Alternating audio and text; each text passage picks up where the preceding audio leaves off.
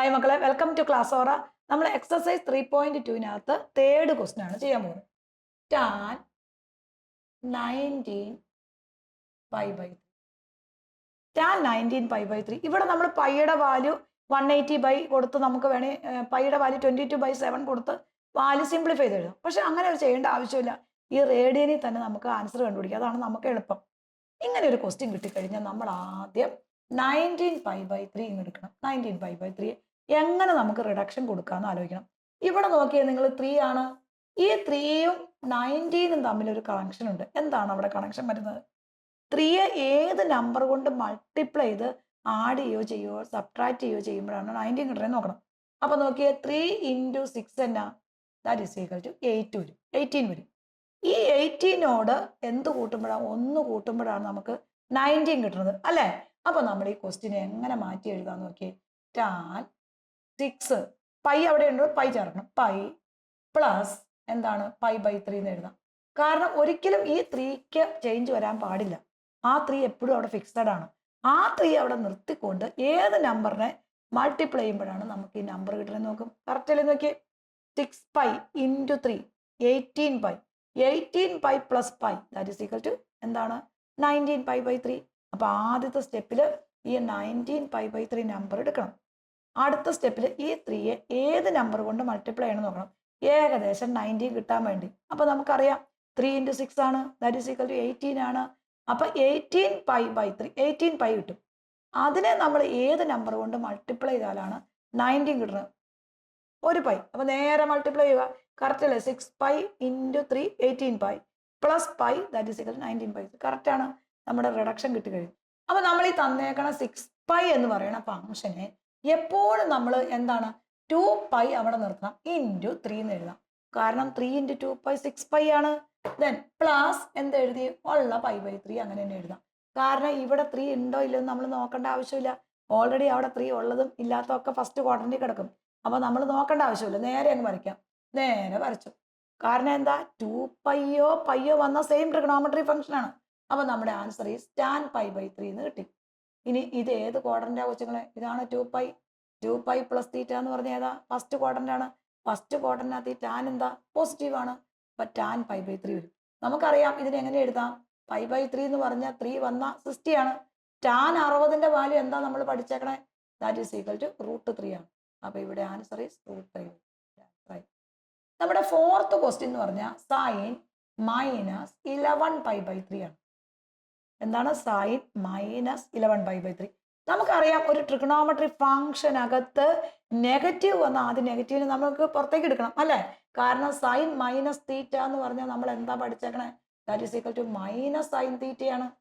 Sign minus theta എന്ന് പറഞ്ഞാൽ minus sine theta. ഏത് മാത്രമേ പോസിറ്റീവ് ഉള്ളൂ? കോസ് സിക്ക് മാത്രമേ പോസിറ്റീവ് ഉള്ളൂ. അപ്പൊ ഈ സൈൻ എന്താ? വെറുതെ നമ്മൾ ആ നെഗറ്റീവ് പുറത്തേക്ക് എടുത്തോളണം. അപ്പൊ ആദ്യം ആ സ്റ്റെപ്പ് ചെയ്യണം. മൈനസ് പുറത്തേക്ക് എടുത്തു. സൈൻ 11 പൈ ബൈ 3 എഴുതി. അപ്പൊ നമ്മുടെ ഈ 11 പൈ ബൈ 3 നമുക്ക് ഇങ്ങോട്ട് എടുക്കാം. നമുക്കറിയാം ഈ 11ഉം 3യും തമ്മിൽ എന്തെങ്കിലും കണക്ഷൻ ഉണ്ട്. എന്താണ്? ഈ 3യെ ഏത് നമ്പർ കൊണ്ട് പ്രോഡക്റ്റ് ചെയ്യുമ്പോഴാണ് ഈ 11നോട് അടുത്ത് വരുന്നത്? 12 അല്ലേ? അപ്പൊ 4 × 3 ആണ്. അപ്പൊ നമുക്ക് എങ്ങനെ എഴുതാം? 4 × 3 എത്ര വരും? 12 വരും.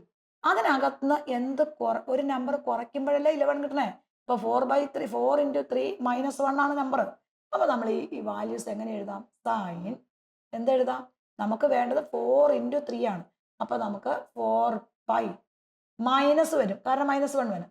പൈ ബൈ 3 എന്ന് എഴുതാം. കാരണം എന്താ?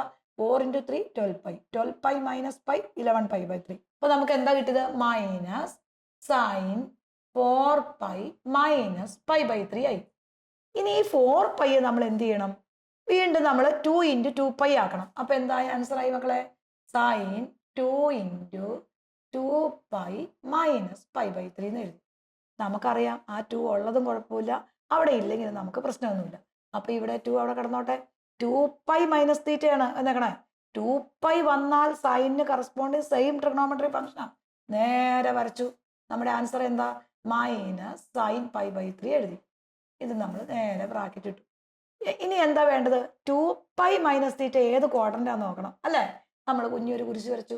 ഇവിടെയാണ് 2 പൈ. 2 പൈ മൈനസ് തീറ്റ എവിടെ കിടക്കും? ഫോർത്തിൽ കിടക്കും. ഫോർത്തിൽ സൈൻ എന്താ നെഗറ്റീവാ. അപ്പൊ ആൻസർ ഈസ് മൈനസ് കൊടുത്തു. അപ്പൊ ഈ മൈനസ് ഓൾറെഡി എന്തായി പ്ലസ് ആയി. അപ്പൊ പ്ലസ് സൈൻ π/3 എന്ന് കിട്ടി. ഇനി നമുക്കറിയാം π/3 വന്ന എന്താണ് 16 ആണ്. അപ്പൊ സൈൻ 60 വരും. സൈൻ 60ന്റെ വാല്യൂ എന്താണ്? ദാറ്റ് ഈസ് ഈക്വൽ ടു 1/√3/2 ആണ്. അപ്പൊ നമ്മൾ എഴുതി സൈൻ 60ന്റെ വാല്യൂ √3/2 നമ്മുടെ ആൻസർ ആയി. അഞ്ചാമത്തെ ക്വസ്റ്റ്യൻ നോക്കാം നമുക്ക്. കോട്ട് -15π/4. നമുക്കറിയാം റിഡക്ഷൻ ഫോർമുലയ്ക്കകത്ത് നെഗറ്റീവ് വന്ന കോസ് സീക്ക് മാത്രമേ പോസിറ്റീവ് ഉള്ളൂ. ബാക്കി എല്ലാം നെഗറ്റീവ് നമ്മൾ ഔട്ട് സൈഡ് എടുക്കണം. അപ്പൊ കോട്ട് -θ എന്ന് പറഞ്ഞാൽ എന്താണ്? മൈനസ് കോട്ട് തീറ്റയാണ്. കോട്ട് -θ മൈനസ് കോട്ട് തീറ്റയാണ്. അങ്ങനെയാണെങ്കിൽ ഇതിനെ നമുക്ക് എങ്ങനെ എഴുതാം? മൈനസ് കോട്ട് 15π/4 എന്ന് എഴുതാം. കോട്ട് 15π/4 നമ്മുടെ ആൻസർ കിട്ടിക്കഴിഞ്ഞു. ഇനി കോട്ട് 15π/4ന് ഏത് രണ്ട് നമ്പറാണ് നമുക്ക് വരണേന്ന് നോക്കണം. അപ്പൊ നമ്മൾ ആ ക്വസ്റ്റ്യൻ ഒന്നുകൊണ്ട് എടുത്തു. 15π/4 ഈ 4നെ ഏത് നമ്പർ കൊണ്ട് മൾട്ടിപ്ലൈ ചെയ്താലാ നിയറസ്റ്റ് ആയിട്ട് 15 അടുത്ത് വരുന്ന 16 ആണ്. അപ്പൊ നമുക്ക് എങ്ങനെ എഴുതാം? 4π 15π ആണ്. അപ്പൊ 4π മൈനസ് π/4 എന്ന് എഴുതാം. കാരണം കറക്റ്റില്ല നോക്കിയേ. 4π × π 4 ദാറ്റ് ഈസ് ഈക്വൽ ടു 16π വരും. 16π മൈനസ് എന്താ? ദാറ്റ് ഈസ് ഈക്വൽ ടു 15π/4 വരും. കറക്റ്റ് ആണ്. അപ്പൊ നമ്മൾ ഈ വാല്യൂ എങ്ങനെ നമ്മൾ റിഡക്ഷൻ കൊടുക്കണം? മൈനസ് അങ്ങനെ തന്നെ എഴുതി.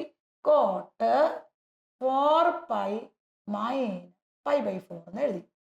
ഇനി നമുക്കറിയാം 4π നമുക്ക് എങ്ങനെ എഴുതാം? 2 × 2π എഴുതണം. മൈനസ് കോട്ട് 2 × 2π മൈനസ് π/4 എന്ന് എഴുതി. കോട്ട് 4π 2 × 2π എന്ന് എഴുതി. ഇനി നമ്മൾ 2 ഉണ്ടെന്ന് നമ്മൾ നോക്കേണ്ട ആവശ്യമില്ല. നേരെ റിഡക്ഷൻ കൊടുത്തു. കോട്ട് π 2π വന്ന നേരെ വരച്ചാൽ നമ്മൾ പഠിച്ചേക്കുക അല്ലേ? ഇപ്പൊ മൈനസ് എടുത്തു. കോട്ട് π/4 എഴുതി. ഇനി ബ്രാക്കറ്റ് ഇട്ടു. 2π മൈനസ് തീറ്റ ഏത് ക്വാഡ്രന്റാ മക്കളെ? ഇത് 2π മൈനസ് തീറ്റ ഫോർത്ത് ക്വാഡ്രന്റാ. ഫോർത്തിനകത്ത് കോട്ട് എന്താ? നെഗറ്റീവ് ആണ്. അപ്പൊ ആൻസർ ഈസ് മൈനസ് വരും. ഈ മൈനസും എന്തായി? പ്ലസ് ആയി. അപ്പൊ പ്ലസ് കോട്ട് π/4 ആയി. ഇനി എന്തിന്റെ ടാൻ π/4 എന്ന് പറഞ്ഞാൽ എന്താണ്? 1 ആ.